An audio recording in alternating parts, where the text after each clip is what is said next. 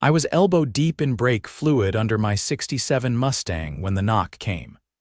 Not a polite knock either, 3 sharp raps like someone was trying to dent the door with their acrylics. I wiped my hands on a rag and opened up to find Karrenna Whitmore, president of the Willow Creek Homeowners Association, standing on my porch like she was about to issue a warrant.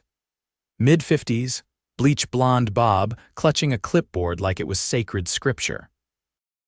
"Mr. Heath Norwell," she said, pursing her lips like I'd already offended her. "We've sent you multiple notices about your unpaid HOA dues. You are now 6 months delinquent." I raised an eyebrow. "That's funny, I never signed up for your HOA." She blinked like I'd just spoken in tongues. "Everyone in Willow Creek is under the HOA. Not my property," I said, leaning against the doorway. "I bought it before the HOA was formed. I checked the deed. No covenant, no agreement, no obligation." Karrenna shoved the clipboard toward me. "We gave you proper notice." "You had 30 days to respond and Karrenna," I said, rubbing my temple, "sending me a bunch of mail doesn't magically bind me to your little club." Her nostrils flared. "Then maybe you'll want to take this up with our attorney." "Sure," I said, "you do that." I figured that was the end of it. But I underestimated how deep Karrenna's delusions of authority ran. 2 weeks later, I got a notice taped to my front door, notice of foreclosure auction. According to the letter, they were auctioning off my house for unpaid dues. The amount, $980. The audacity. Off the charts. I stormed down to the HOA office, just a glorified room behind the community pool, and found Karrenna sipping iced tea like she hadn't just tried to steal my house. "You've lost your mind," I said, slapping the notice on her desk. Karrenna glanced at it. "It's policy. It's illegal," I snapped. "You can't foreclose on someone who isn't even part of your HOA." She stood, straightening her cardigan like I'd wrinkled her entire existence. "We've done everything by the book. You'll lose in court." I leaned in. "You're gonna wish we were in court. Because now I'm going to dig into every shady thing your little association's been up to." Her face twitched, just for a second. That was my first clue. Back at home, I pulled out my file cabinet and started digging. I still had the property documents from when I bought the place 9 years ago. No HOA mentioned, no covenant, nothing. Then I got curious, real curious. I started checking with the neighbors. Turns out I wasn't the only one. 3 other houses on my street weren't legally bound by the HOA either, and 2 of them had already paid bogus dues out of fear. I called up a buddy, Farron, who used to be a county clerk. He knew how to pull land records and trace property titles, and he owed me a favor. 3 days later, Farron called me back. "Heath, you're definitely not under their jurisdiction." And get this, Karrenna fabricated an amendment to expand the HOA boundary. Filed it with a forged signature from a supposed board vote that never happened. I felt my blood go cold. She didn't just overreach. She committed fraud, and now I had proof. I didn't waste time. The next morning, I drove to the county recorder's office, documents in one hand, a travel mug full of black coffee in the other. The receptionist looked up and gave a polite nod. "I need to speak with someone in fraud investigations," I said. "It's about a forged HOA filing land boundary amendment." That got her attention. 10 minutes later, I was in a small conference room with a county investigator named Alex Monroe. Late 40s, wire-rimmed glasses, sleeves rolled up, and eyes that looked like they'd seen one too many shady land deals. I laid out the documents. My original deed, the HOA's supposed amendment, and the comparison Farron had dug up showing the discrepancy in voting records. Alex flipped through the pages in silence, then gave a low whistle. "Whoever filed this didn't even try to cover their tracks," he said. "This vote log is typed with no timestamps, no signatures, and this board member here," he tapped the name at the bottom, "died 4 years ago." I leaned forward. "So what happens next?" "I'm flagging this for legal review today," he said. "If the county attorney confirms it's fraudulent, we can press charges, but you'll need to make a formal statement." "I'm ready." He slid over a form and a pen. 2 hours later, I was walking out of that office with a signed affidavit and a copy of my complaint. I wasn't just defending my home anymore, I was going after them. I spent the rest of the afternoon knocking on doors. I didn't come empty-handed. I brought printed copies of the fraudulent document and a cover letter explaining what the HOA had done. I handed them to every resident who looked like they'd been steamrolled by Karrenna's fake authority. At one house, an older couple named Tom and Della invited me in. Their living room was full of photos, grandkids, fishing trips, a wedding from decades past. I paid those dues for years, Tom said, shaking his head. Even refinanced our mortgage last year and the HOA demanded a processing fee. I didn't think we had a choice. They never had legal jurisdiction over your property, I said, and you're not the only one they've squeezed. Della's hands trembled as she passed me a checkbook register. She fined us for having a wooden swing in the front yard, said it was non-conforming visual clutter. I took photos of every page. They'd paid over $8,000 to the HOA in less than 3 years. By the end of the day, I had statements from 7 homeowners who had similar stories. Illegal fines, mysterious fees, and in one case an elderly vet down the block had his car towed for violating parking ordinances even though it was parked in his own driveway. I compiled everything into a binder. Receipts, letters, screenshots of bank transfers, copies of the forged amendment. Then I called a friend, Marla Jennings, an attorney who specialized in land use and municipal fraud. We'd gone to high school together, and she owed me a favor from when I rebuilt her dad's carburetor during a snowstorm. When I showed her the binder, she didn't speak for a full minute. Then, in a clipped tone that could cut steel, she said, "We're going to bury them." "I don't want to just stop them," I said. "I want this whole HOA exposed, publicly. No more hiding behind bylaws they made up on the fly," she nodded. "Give me 24 hours. I'll draft the filings and notify the county court, and Heath, don't talk to them. Let me handle all direct contact from here." But I didn't listen. That evening, a red sedan pulled into my driveway. Out stepped a man in a navy suit, briefcase in hand. He had the kind of face you see in late-night commercials for debt consolidation. "Mr. Norwell," he said. "I'm Greg Fallon, legal counsel for the Willow Creek HOA. Should have brought a priest instead," I said. "You're going to need one." He chuckled like I'd told a dad joke at a funeral. "Let's avoid escalation. The HOA is willing to waive back dues if you sign the covenant now, a gesture of goodwill." "You forged documents," I said flatly. "You tried to auction my house. You've been stealing from my neighbors for years and you want goodwill." His smile wavered. "We can resolve this quietly. No need to involve litigation." I stepped forward. "You have 20 seconds to leave my property, or I'll call the sheriff and report trespassing by a party under active fraud investigation." He backed up without another word. The next morning, Marla filed suit against the HOA in county court civil damages, fraud, and injunctive relief. But that wasn't even the best part. Alex from the recorder's office had looped in the district attorney. By the end of the week, a warrant was issued for Karrenna Whitmore's arrest on multiple counts of record tampering, wire fraud, and attempted unlawful foreclosure. They picked her up at the HOA office while she was mid-meeting with a landscaper about fence height uniformity. The community's group chat exploded. People who'd never spoken to each other before were organizing meetings, sharing stories, and digging through their own records. A retired teacher named Evelyn found over 50 pages of HOA financials that had never been disclosed payments to consultants, ATM withdrawals, and one transaction labeled simply, "Per diem Las Vegas." Meanwhile, the foreclosure notice on my property was formally rescinded. The auction was canceled. The county issued a statement affirming that the HOA had no legal authority over any property not voluntarily signed into the covenant, and that all fines issued under false pretenses would be subject to restitution. But I wasn't finished. With Marla's help, we drafted a petition to dissolve the entire HOA under state statute. It required signatures from 60% of the legal members easy, once people realized they were being conned. The day of the vote, we held a community assembly in the park. Folding chairs, coffee urns, and over 100 residents packed the space. People lined up to speak not just about the fraud, but about the culture of fear and bullying that had taken root under Karrenna's reign. Tom, from down the street, stood up and said, "We used to wave to each other.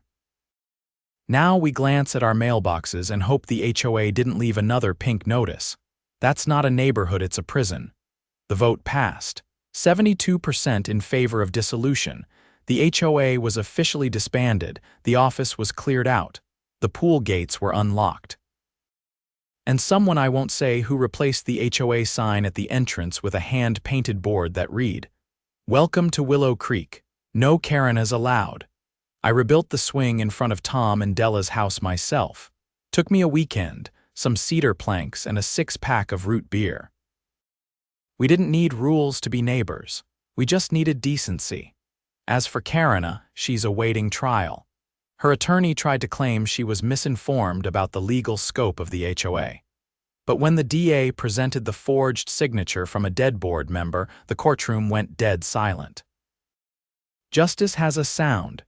It's the absence of protest from someone who knows they've been caught. The week after the HOA dissolved, the neighborhood took on a strange new energy. Lawns were still trimmed, flags still hung, and mailboxes still stood straight, but the tension was gone. It was like someone had popped a balloon that had been stretching for years. Kids rode bikes without being chased down for helmet violations. A guy 2 streets over finally put up the basketball hoop he'd kept in his garage since 2016, but I knew we weren't quite done. The civil suit was still active. The criminal charges against Karrenna were moving fast, but there was more rot to uncover. I had a feeling she hadn't acted alone, and I wasn't about to let the supporting cast slip away quietly. Marla called me just after lunch on a Tuesday. "Heath," she said, her tone sharper than usual, "I got access to the HOA's bank statements through Discovery. You're going to want to see this." I drove to her office, a modest brick building above a coffee shop off Main Street. She met me in the hallway with a yellow folder and a look that could have cracked marble. 3 HOA board members were listed as consultants and paid monthly stipends, she said, flipping the folder open. And not token amounts. We're talking anywhere from $1,200 to $1,400 a month. For what, exactly? No documentation, no contracts, just vague line items. I scanned the sheets. Names matched the ones I remembered from Karrenna's inner circle, people who always nodded when she talked, who never asked questions during meetings, who claimed to be volunteer stewards of the community. She was funneling HOA dues to her friends, I muttered. Classic kickback scheme, Marla nodded. And that's not even the worst of it. Look at these withdrawals. She turned the page, multiple cash withdrawals, each just under $9,000, spaced out over a year and a half, always from the same ATM downtown, always on Friday afternoons. "That's structuring," I said, jaw tightening. She was trying to avoid bank reporting thresholds. "Exactly," Marla said, "and structuring with intent to conceal assets, that's a federal crime." She handed me a flash drive. "I've already sent copies to the DA and the state auditor's office." But there's something else. One of the payments, $5,000 even, was made out to a company called Silverpine Recovery Group. "Never heard of it." "Neither had I," she said. "Until I looked it up, it's not a debt collection agency, it's a private repossession outfit, no website. Just a P.O. box and a disconnected number. Guess what they specialize in?" I didn't need to guess. "Property seizures," she said. "Vehicles, furniture, even home possessions, anything a creditor claims ownership of. That's who she hired to prep for your foreclosure." I sat back. So she wasn't just bluffing, she had a crew ready to come strip my house clean. Marla's eyes didn't blink. "If we hadn't stopped her, you'd have come home to an empty garage and a locked front door, and she'd have sold your place within a month." I clenched my fists. "How deep does this go?" "Deep enough that the feds are taking an interest." I've been contacted by an agent from the Financial Crimes Enforcement Network. They're coordinating with the U.S. Attorney's Office. That night, I couldn't sleep. I kept picturing all the people in Willow Creek who'd been too scared or too tired to fight back. People who'd paid fines they couldn't afford, who'd been humiliated for porch furniture or bird feeders. People like Della, who cried when we rebuilt her swing. It wasn't about money anymore. It was about justice. The following week, subpoenas went out to every member of the former HOA board. One had already skipped town.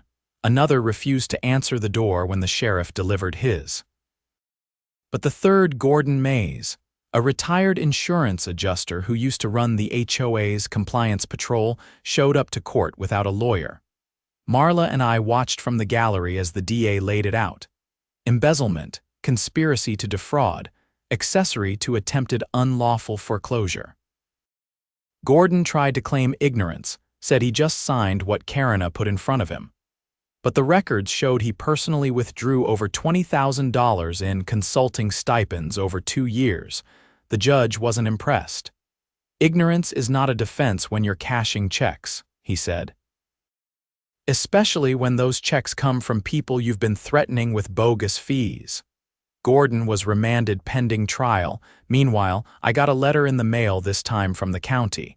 It wasn't a summons or a complaint. It was an invitation.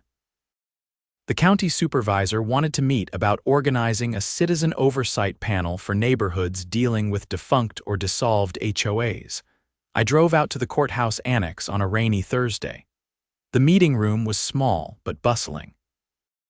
There were people from 5 other neighborhoods, all with stories that sounded like echoes of ours. Rigged elections, secret bank accounts, weaponized fines. A woman from Maple Hollow said her HOA president once banned wind chimes because they were spiritually disruptive. The supervisor, a soft-spoken man named Edwin Tran, stood at the front and said, "We've turned a blind eye to these organizations for too long.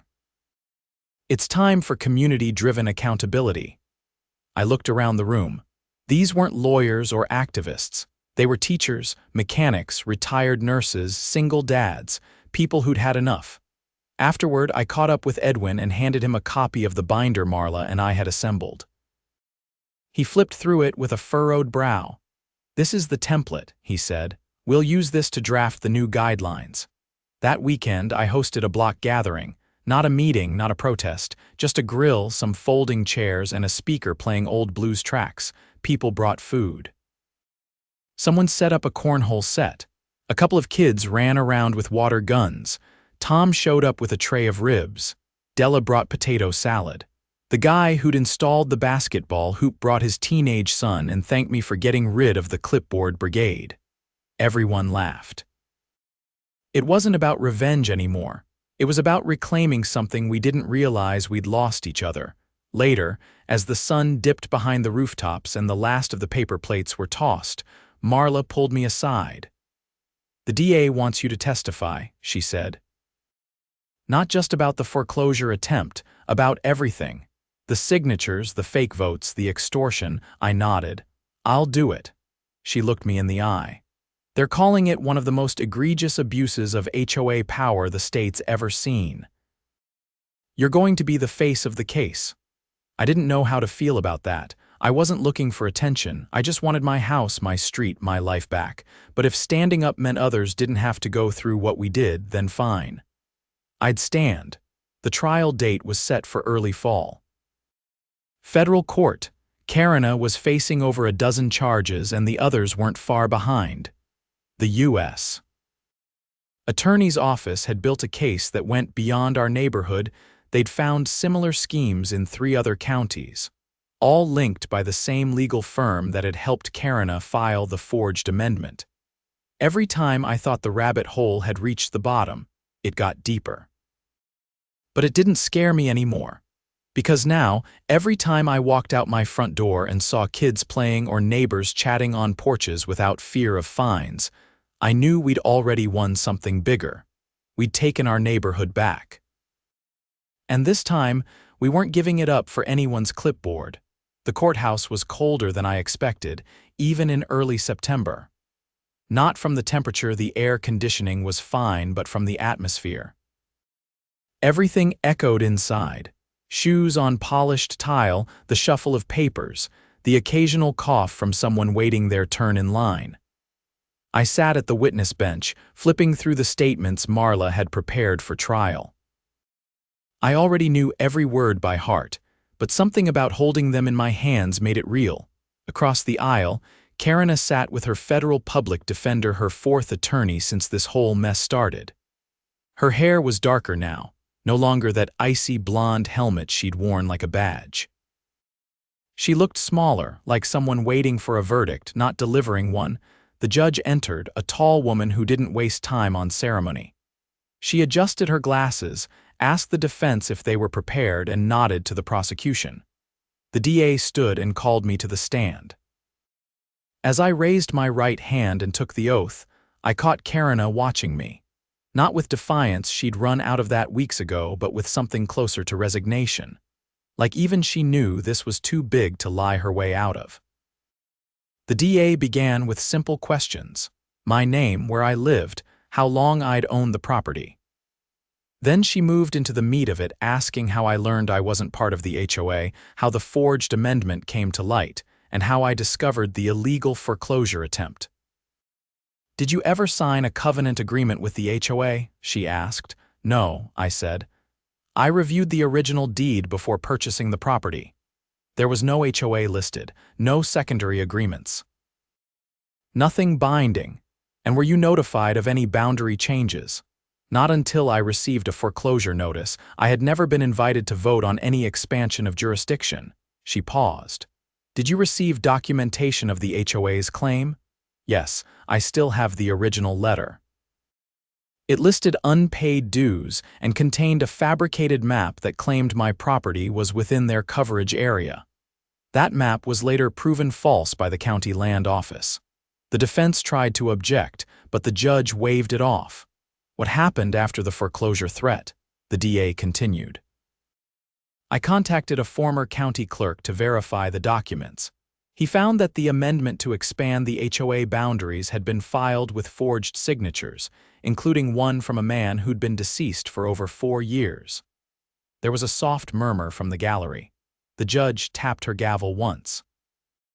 The DA handed me a binder. "Is this the document you're referring to?" I nodded. "Yes, that's the fraudulent amendment. It was used to justify fines, dues, and foreclosure threats against multiple properties that were never legally under HOA authority." "And what did you do after discovering the fraud?" "I filed a complaint with the county recorder's office, submitted an affidavit, and began gathering testimony from other residents who experienced similar harassment." The DA turned to the judge. "Your Honor, we'd like to submit this binder into evidence." The judge nodded. "Admitted." The defense attorney stood, a young guy clearly uncomfortable with the case he'd been handed. "Mr. Norwell, did the HOA ever physically enter your home?" "No." "Did they ever physically remove any of your possessions?" "No."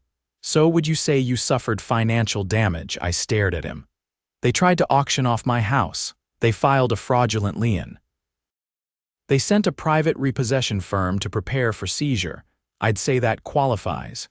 He didn't have a rebuttal. After my testimony, Marla presented the financial records, the payments to the fake consultants, the structured ATM withdrawals. The mysterious company Karrenna had hired to take possession of my property. But the moment that changed everything came when the prosecution called a surprise witness, a man named Albert Vistrano. He was the former treasurer of Silver Pine Recovery Group, the shell company Karrenna had used for her fake repossession plan. Albert entered with a slow gait and a worn briefcase. He looked like someone who'd spent years trying to forget what he'd done. The judge reminded him he was under oath. "I was hired by Miss Whitmore to create a legal entity that could be used to secure assets from non-compliant members," he said. "She paid me to create the company, register a P.O. box, and provide a fake business license." The DA asked, "Did she explain what this company would be doing?" "She said it was for asset recovery, but not in the traditional sense." She wanted to use it to scare homeowners into paying dues. Told me I'd never have to actually repossess anything. Did you? He shifted. Yes, one homeowner wasn't home. Her garage was unlocked. We took her appliances, washer, dryer, and a new water heater. She thought it was a burglary, filed a police report. That's when I realized what I was part of. The gallery gasped. The judge didn't even bother with the gavel this time. Albert handed over a folder. These are the internal invoices, receipts, and payment records. They all trace back to the HOA's main account.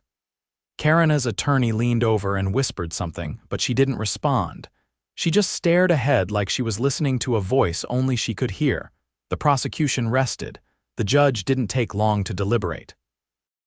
She listed the charges: wire fraud, conspiracy, unlawful liens, attempted seizure of private property, and financial coercion.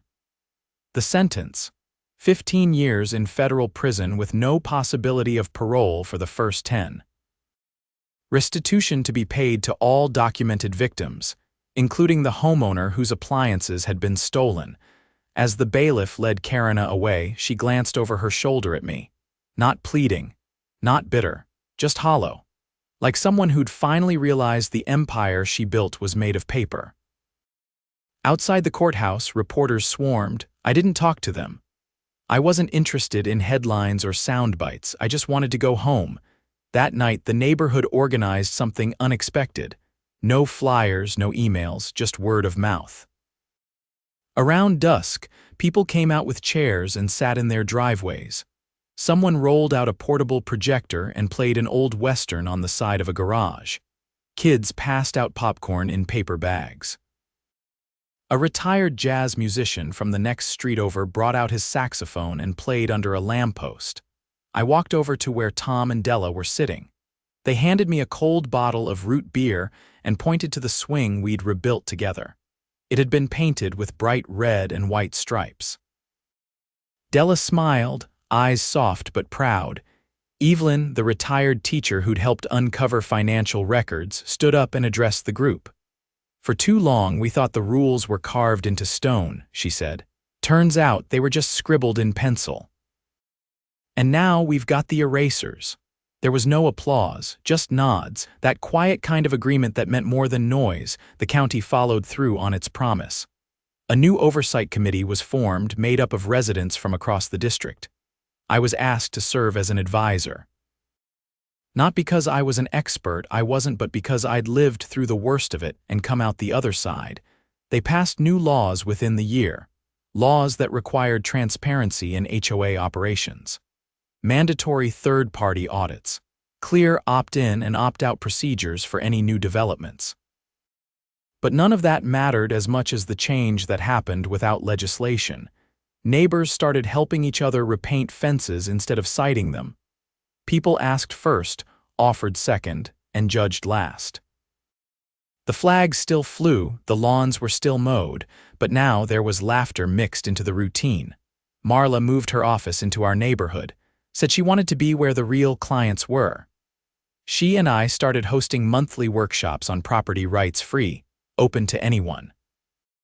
Sometimes only 3 people showed up, sometimes 30. It didn't matter.